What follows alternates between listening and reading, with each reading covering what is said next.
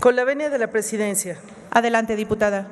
El envejecimiento de la población y la reversión de la pirámide poblacional, conocido como invierno demográfico, está alcanzando a todos los países del mundo. Actualmente, de acuerdo con los datos del INEGI, en México hay 15.4 millones de adultos mayores, de los cuales 54.6% son mujeres y el 46.4% son hombres. En el 2030 esta cifra puede aumentar a 20 millones, mientras que para el 2050 se estima que alcance los 34 millones de personas. Los adultos mayores han sido de los grupos poblacionales más afectados por la pandemia. Actualmente, el 23% de los mayores de 60 años en nuestro país tiene un empleo. De ese porcentaje, el 43% lo hace en actividades que presentan una tasa alta de desempleo. Una persona adulta mayor que no tiene empleo o que pierde su trabajo y no está protegidos por una pensión, pasa a depender únicamente de la pensión para el bienestar para los adultos mayores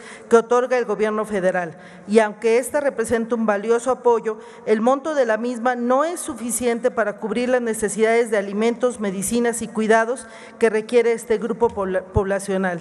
En este contexto, la inclusión de una persona en el buró de crédito puede agravar una situación que de por sí es de especial vulnerabilidad económica y social en el caso de los adultos mayores, ya que la información crediticia que resguarda y que es consultada por las instituciones financieras genera un mayor obstáculo para obtener un crédito o un préstamo. Actualmente, la ley para regular las sociedades de información crediticia establece un plazo de 72 meses contados a partir de la fecha de liquidación para el resguardo de la información crediticia de una persona que ha incumplido por el pago de algún crédito. El plazo señalado en el artículo 20 de la ley para regular sociedades de información crediticia es un término razonable para una persona de edad promedio en etapa productiva y que tiene relativamente pocos gastos médicos, pero en el caso de los adultos mayores, dicho plazo representa una desventaja injustificada habida cuenta de su propia vulnerabilidad en el contexto de un panorama poco propicio para la inclusión financiera. Lo anterior en el entendido de que la cantidad de enfermedades y la magnitud de los gastos médicos entre los adultos mayores se presenta como un reto para el bienestar integral de dicho grupo poblacional, el cual puede solventar sus carencias, principalmente en materia de gastos de salud, mediante el acceso a créditos en condiciones favorables. No es correcto que los adultos mayores, en el contexto de la crisis sanitaria provocada por el COVID-19, del alto porcentaje del desempleo que los afecta y de las carencias que muchos de ellos tienen de una pensión, les sea aplicable el mismo plazo de una persona de edad productiva para el resguardo de su información crediticia en caso de incumplimiento en el pago de un crédito.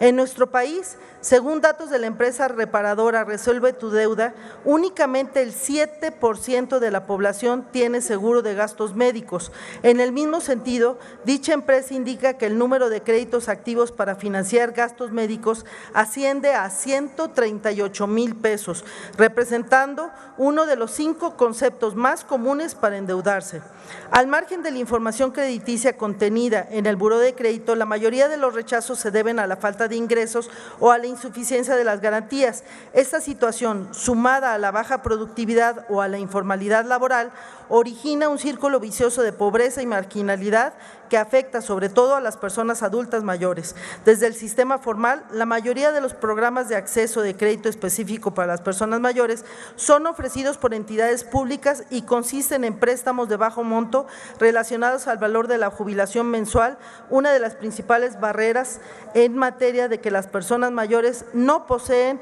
cobertura provisional, son excluidas entonces del sistema y se ven obligadas a solicitarlos a instituciones privadas como bancos sin tasas preferenciales ni otros beneficios.